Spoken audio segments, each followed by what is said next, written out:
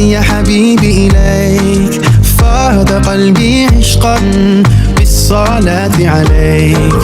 طارت روحي حبا في المنام إليك، رام كل قربا سيدي لبيك.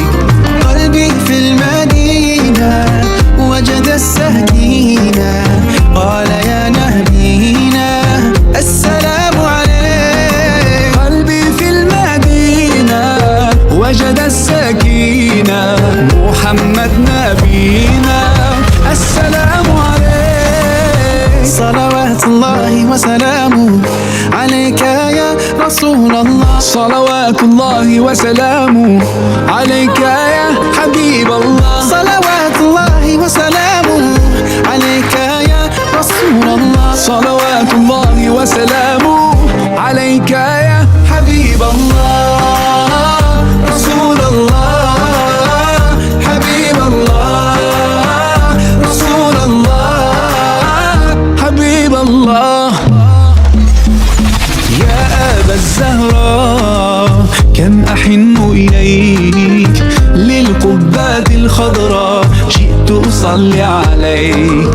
يا جد الحسنين محمد يا زين، يا من جئتنا بشرى طه نور العين. قلبي في المدينة وجد السكينة، قال يا نبينا السلام عليك. قلبي في المدينة وجد السكينة، محمد نبينا السلام عليك. صلوات الله وسلامه عليك يا رسول الله. صلوات الله وسلامه عليك يا حبيب الله. صلوات الله وسلامه عليك يا رسول الله. صلوات الله وسلامه عليك يا حبيب الله. رسول الله حبيب الله رسول الله حبيب الله رسول الله حبيب الله رسول الله.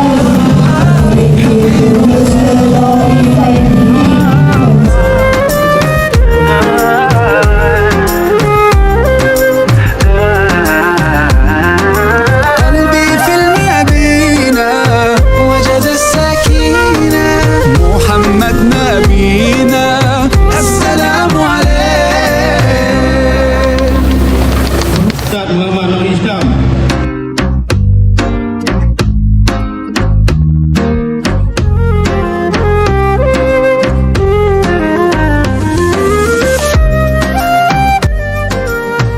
Assalamualaikum dan salam sejahtera. Saya Hasha Safia selaku wartawan pelajar SMK Bandar Sarjana Utama 2. Pada hari ini terdapat Karnival Adni Adab dan Nilai bertempat di SMK Bandar Sarjana Utama 2. Terdapat 50 buah sekolah termasuk sekolah menengah dan sekolah rendah yang bertanding pada hari ini. Bersama saya Encik Meladi bin Ramli, Pengetua SMK Bandar Sarjana Utama 2. Assalamualaikum Tuan, boleh saya menanyakan sedikit soalan kepada Tuan? Waalaikumsalam. Boleh? Pada pendapat Tuan, bagaimanakah Karnival Adni ini membina sahsiah murid? Oh, kalau Adni ni sebenarnya dapat membantu membina sahsiah murid dari segi pertama dari segi disiplin lah. Disiplin dan juga dari segi kata orang tu penghayatan mereka, sebab karnival ini sebenarnya berkaitan dengan agama Islam itu sendiri, nilai-nilai murni lah daripada nilai-nilai murni yang ada dalam agama kita sendiri. Okey. Okay, terima kasih Tuan. Nah.